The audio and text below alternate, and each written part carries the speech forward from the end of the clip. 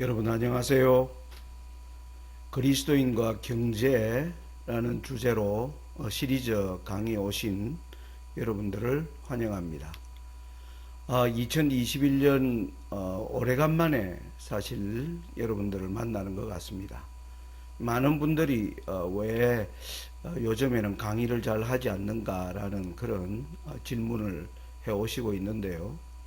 사실 제 개인적으로는 사실 여러분들도 느끼는 것처럼 2021년 우리 앞에는 정말 상상할 수 없는 그러한 위기들이 우리 앞에 도사리고 있습니다. 그래서 정말 사람들의 마음을 무겁게 하는 이러한 세상 가운데서 하나님의 말씀의 주제를 어떻게 가져가야 하는가라는 개인적 고민을 많이 하게 되는 것 같습니다. 그러면서 이러한 방송을 하는 내용도 어떤 식으로 가다듬어야 될까라는 생각을 2021년 들어오면서 마음 가운데 많은 생각들을 하게 하고, 그래서 더욱 많은 기도와 또 묵상이 필요되는 가운데 다시 그리스도인과 경제라고 하는 주제를 가지고 시리즈로 여러분들과 만나려고 생각을 합니다. 유튜브에 수많은 위기설들이 경제에 관련한 많은 내용들이 쏟아져 나오고 있기 때문에 정말 어떤 내용을 보면 굉장히 무책임하고 성경에 기초된 것 같으면서 전혀 비성경적인 추측과 음모론에 기반한 그러한 위기설들이 많이 퍼져 있는 걸 보면서 저는 강의를 어떻게 가져가야 되나라는 그런 고민을 더욱더 많이 하게 됩니다. 사실 지금 코로나로 말미암아 가장 직결되는 것은 여러 지금 현상들을 만들어내고 있고, 또 그 앞에는 더욱더 불확실한 일들이 점점 증가하고 있는데, 분명한 것은 경제 문제가 가장 직결되어 있다는 사실입니다.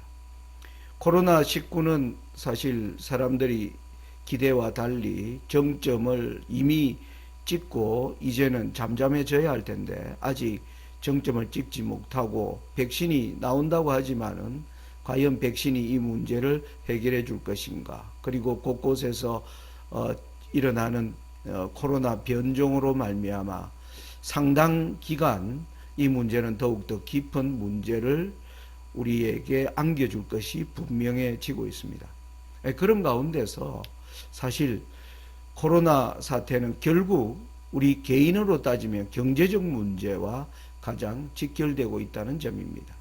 그리고 경제적 문제야말로 모든 세상 사람들과 그리스도인들에게 가장 현실적인 문제가 되고 있다는 것입니다.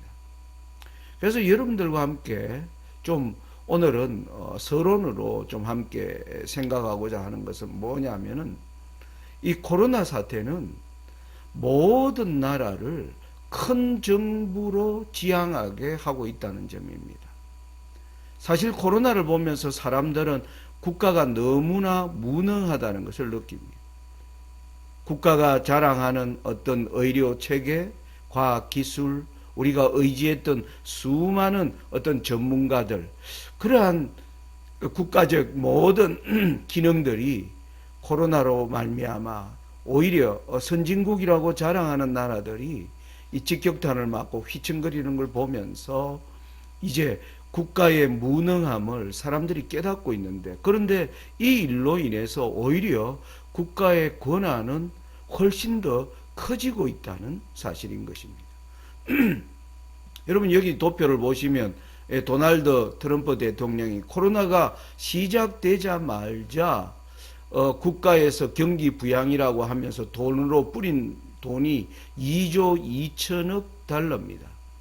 거기에는 국민들에게 주는 현금 지급 2,500억, 여러분 여기 나오는 내용 전부 달러를 읽어야 됩니다. 2,500억 달러. 그러면 우리나라 돈으로 약 300조 원, 300조 원에 해당하는 데를 국민들에게 현금으로 뿌리고, 그리고 약한 기업, 그리고 또 큰 대기업들, 그리고 또 직장을 잃은 이런 사람들에 대한 지원 금액이 정부의 재정 지출이 눈덩이처럼 커지면서 정부의 역할이 점점 커져가고 있는 것입니다.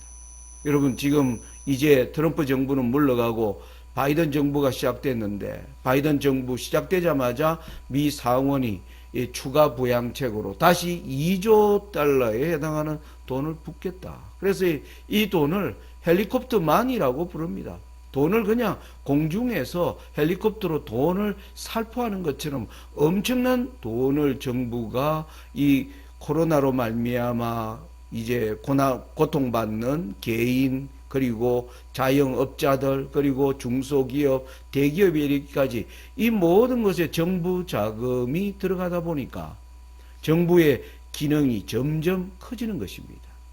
그런데 사실 무능한 정부가 권한이 커지게 되면 어떤 문제가 생겨날까요? 오히려 어떤 면에서 무능한 정부는 역으로 이 코로나 사태를 내심 즐기는 그러한 정부들도 있을 것이 분명합니다. 왜냐하면 이 위기를 통해서 백성들을 뭐 할 수 있는, 얽맬 수 있는, 그리고 새로운 법을 만들어내고 또 어떤 대통령의 행정명령으로 개인의 자유를 제한할 수 있고 이런 일들을 얼마든지 해 나갈 수 있기 때문에 오히려 그래서 인터넷상에는 코로나에 대한 이 정부가 퍼뜨렸다는 음모설들, 수많은 위기에 관한 내용들이 쏟아져 나오고 있는 것입니다. 여러분, 그런데 우리는 그리스도인으로서 성경을 연구하는 사람으로서 성경에 마지막 때에 이 큰 정부가 되는 이런 것을 설명하고 있는 것이 성경에 있다는 사실입니다. 그게 어디냐 하면은 창세기 47장입니다. 여러분, 성경 창세기 다음에 출애굽기죠, 그죠? 여러분, 출애굽기는 약 3,500년 전 이스라엘의 역사이긴 하지만은 우리 그리스도인들에게는 마지막 예수님의 재림을 기다리는 백성들에게 하늘 가나안을 가기 위해서 세상을 상징하는, 세상 정부를 상징하는 애굽으로부터 나오는 다시 한 번의 출애굽을 우리가 생각하고 있습니다.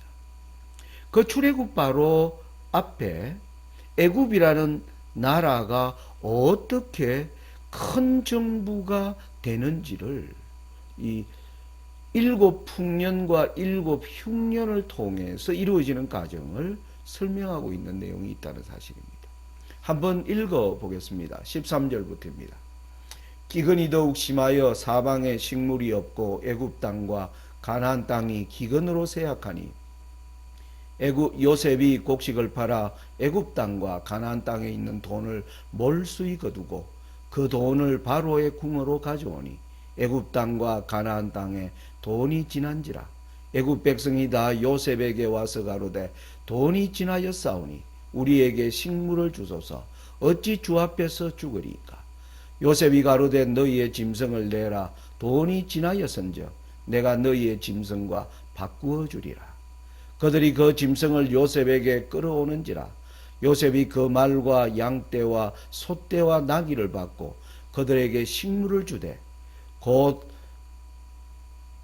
그 모든 짐승과 바꾸어서 그해 동안에 식물로 그들을 기르니라. 그 해가 다하고 새해가 되매 무리가 요셉에게 와서 그에게 고하되 우리가 주께 숨기지 아니하나이다. 우리의 돈이 다하였고 우리의 짐승 떼가 주께로 돌아갔사오니 주께 낼 것이 아무것도 남지 아니하고 우리의 몸과 전지뿐이라. 우리가 어찌 우리의 전지와 함께 주의 목전에 죽으리까? 우리 몸과 우리 토지를 식물로 사소서. 우리가 토지와 함께 바로의 종이 되리니 우리에게 종자를 주시면 우리가 살고 죽지 아니하고 전지도 황폐치 아니하리이다. 그러므로 요셉이 애굽 전지를 다 사서 바로에게 드리니 애굽 사람이 기근에 몰려서 각기 전지를 팔미라. 여러분, 여기 이 창세기 47장에 7 흉년이 닥쳐오면서 그때의 애굽 땅 주변에 살아가는 모든 사람들은 그들에게 닥쳐오는 재앙의 의미가 어떤 것인지 알지 못했습니다. 아마 첫 번째 흉년이 왔을 때는 올해 앞에 7년 동안 풍년이 왔으니 한번 흉년이 생길 만도 할다. 아마 이렇게 하면서 흉년을 맞이했으리라고 생각이 됩니다. 그런데 그 다음 해에 더욱 심한 흉년이 옵니다. 그러면서 사람들이 지금까지 모아놓았던 돈을 가지고 지탱해 살다가 이제는 많은 거야. 집에 가지고 있는 모든 돈을 가지고 나와서 이제 곡식을 사는 장면입니다. 아마 그 곡식을 사면서 백성들은 내년에는 좀 나아지지 않겠나. 그렇지만 또 더 심해지면서 다시 그들이 집안에 가지고 있는 모든 돈이 될 만한 양식을 살 수 있는 것들은 다 재산을 팔아서 양식을 사고, 그 후에도 점점 이 재앙이 깊어지는 가운데 백성들은 점점 가난해지고 마침내 국가의 종이 되는 이 과정을 통해서 우리는 큰 정부가 어떻게 이루어지는가 하는 것을 볼 수가 있는 것입니다. 여러분, 창세기 47장이 보여주는 그림을 우리는 지금 말씀 연구를 통해서 잘 이해할 필요가 있습니다. 코로나가 주는, 이 세상에 주는 메시지는 점점 더 어려움들이 가중되는 시대로 우리가 접어들었음을 하나님은 코로나를 통해서 우리에게 알려주고 있고, 제가 다음 시간에 코로나 전염병이 성경적으로 어떤 의미가 있는가를 좀 자세하게 설명을 드리려고 생각하고 있습니다. 아무튼 이렇게 정부가 점점 이제 커져나가면서 개인은 상대적으로 점점 국가에 예속되기 시작하면서 우리가 예상할 수 있는 것은 이제 개인은 정부가 시키는 대로 할 수밖에 없는, 그래서 가난해진 개인은 큰 정부에 상상할 수 없는 개인적 자유가 제한되는 그런 시대로 우리가 이끌려갈 것을 알 수 있다는 사실입니다.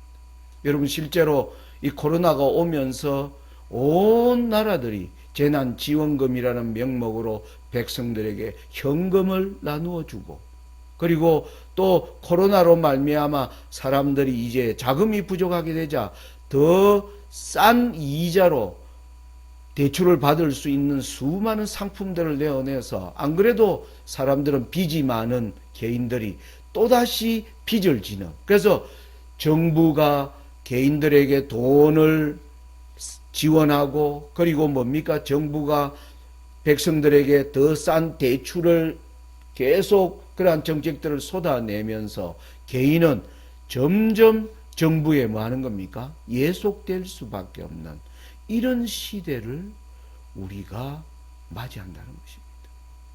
여러분, 그런데 어떤 분들은 창세기 47장을 읽으면서 아까 우리가 읽은 내용 가운데 이 내용을 보면서 요셉이라고 하는 자가 왜 7 풍년과 7 흉년을 대비하면서 모든 사람을 종이 되게 했을까? 어떤 사람은 요셉이 참 나쁘다라는 생각을 하는 분들도 있을 것 같습니다. 그런데 여러분, 그 이후를 읽어보시면 창세기 47장 23절부터에 보면 요셉이 어떻게 했는가를 우리가 볼 수 있습니다. 요셉이 백성에게 이르되 오늘날 내가 바로를 위하여 너희 몸과 너희 전지를 샀노라.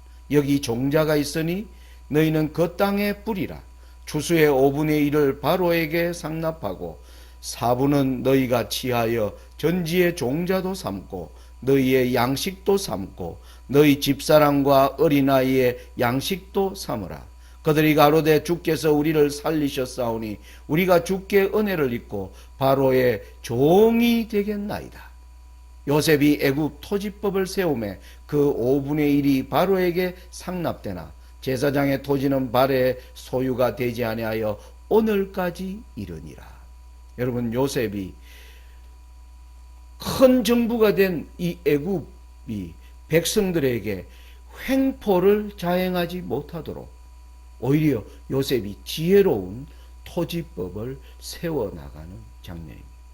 백성들에게 국가가 이제 땅을 다 백성들이 국가의 땅을 이제 팔아버렸습니다.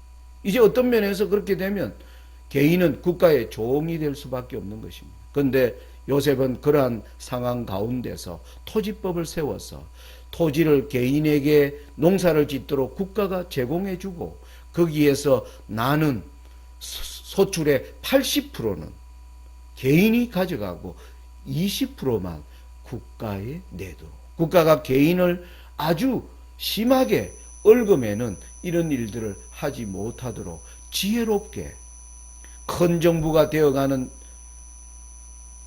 애굽과 그리고 점점 국가에 예속되어가는 수많은 백성들을 바로 하나님의 지혜로 구원해내는 요셉의 놀라운 역할이 창세기 47장에 기록되어 있다는 사실인 것입니다.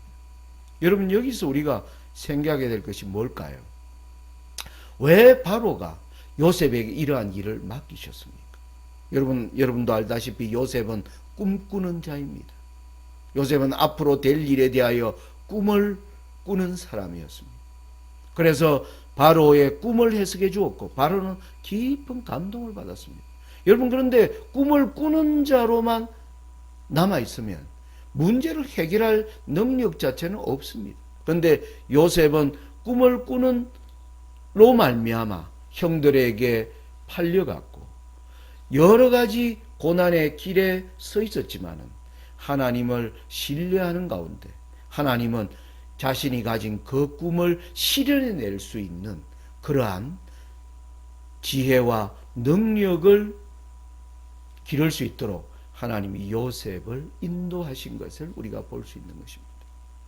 여러분, 제가 이 창세기 47장으로 여러분들에게 이 말씀을 드리는 이유는 지금 우리는 코로나를 통해서 우리가 살아가는 모든 나라의 정부들은 점점 무능하지만은 커져가는 가운데 그리고 개인은 점점 국가에 예속되는 개인의 자유가 어떻게 제약을 받을지 모르는 그러한 가운데서 더욱더 큰 재앙이 우리에게 닥쳐올 것인데 그 재앙 중에 가장 우리에게 직결된 것은 바로 경제적 재앙입니다. 그러므로 하나님의 백성들은 이러한 경제적 재앙에서 요셉과 같이 어떻게 준비해야 하는가 하는 것이 가장 중요한 과제가 되어 있다는 사실인 것입니다. 여러분, 코로나로 말미암아 지금 점점 불확실성은 점점 커져가고 있습니다.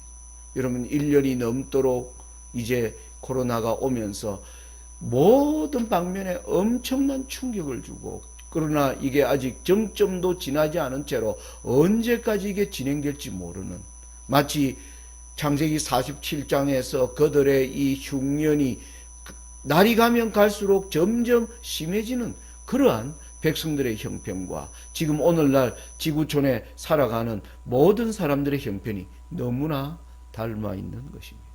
여러분, 이 불확실성이 얼마나 크면 최근에 이 한 보도 가운데 여러분 여기 나오는 사진은 우리 제일 한국인으로 일본에서 사업을 성공한 손정희 회장이 작년 11월 18일에 자기의 경영하는 회사 모든 간부들에게 이런 명령을 내렸습니다. 최악의 상황을 대비해 8천억 달러의 현금을 확보하라.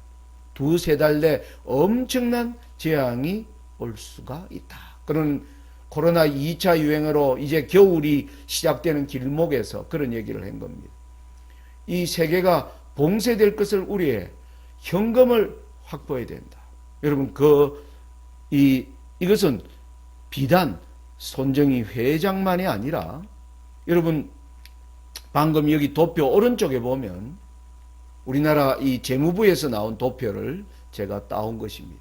거기 보면 5대 그룹 재무활동 현금 흐름 추이. 여러분 2020년 1분기, 2분기, 3분기로 접어들면서 여러분 도표를 보시면 우리나라 5대 그룹 삼성, 현대, SK, LG, 롯데의 모든 기업들이 현금 보유량을 엄청나게 늘려가고 있는 것입니다. 여러분 이게 무슨 뜻일까요? 각 기업을 하는 거대한 기업들이 우리 앞에 어떤 일이 닥칠지 모르기 때문에 지금 그들이 움직일 수 있는 것은 지금 현금을 가지고 있어야 된다. 그래서 이 움직임이 어떻게 움직이는지에 따라 그들이 가지고 있는 현금을 통해서 어떤 새로운 돌파구를 찾아야 된다. 지금 경제적 불확실성이 너무나 커져가고 있다는 것을 몸소 그들이 느끼면서 그것을 준비하는 장면인 것입니다. 여러분 더 놀라운 것은 이 내용은 미국의 증시 나스닥 그리고 한국의 증시 코스피. 여러분 미국의 나스닥은 이 코로나 위기 가운데 전 세계가 지금 엄청난 위기를 겪고 있는데 나스닥은 지금까지 돌파해 보지 않은 3만 포인트를 돌파하고, 여러분 우리 코스피는 코로나가 오기 전에는 최고 지수가 2100포인트까지 갔는데 여러분 이 코로나의 이 불확실성이 커지는 가운데 3200포인트까지 올라가는 이 놀라운 일들이 일어나는 걸 사람들은 어떻게 이해해야 될지 너무나 혼란스러워하는 것입니다. 이것은 세상 모든 사람들이 지금 우리 앞에 있는 불확실성이 너무나 크기 때문에 일단 현금성 자산을 가지고 거기에 그들의 모든 돈을 그들의 모든 재원을 거기에 투자하는 것을 볼 수가 있는 것입니다. 여러분 저와 여러분들이 우리는 예수님의 재림을 준비하는 백성들입니다. 이러한 세상의 불확실성이 커져가는 가운데 경제가 어떻게 작동하는지를 그리스도인으로 알아야 할 기본적 지식이 저는 지금 이때 가장 필요된다는 사실에서 여러분들과 함께 그리스도인과 경제라는 제목으로 몇 차례의 시리즈를 계속 만들어갈 생각입니다. 오늘은 이제 제가 매주 이 강의는 약 한 20분가량 긴 시간을 넘어가지 않고 여러 가지 주제를 가지고 여러분들과 함께 만나도록 하겠습니다. 계속 이어지는 시리즈에 여러분들의 많은 관심과 또 여러분들의 좋은 의견들을 많이 보내주시기를 기대하면서 오늘 말씀을 마칩니다. 감사합니다.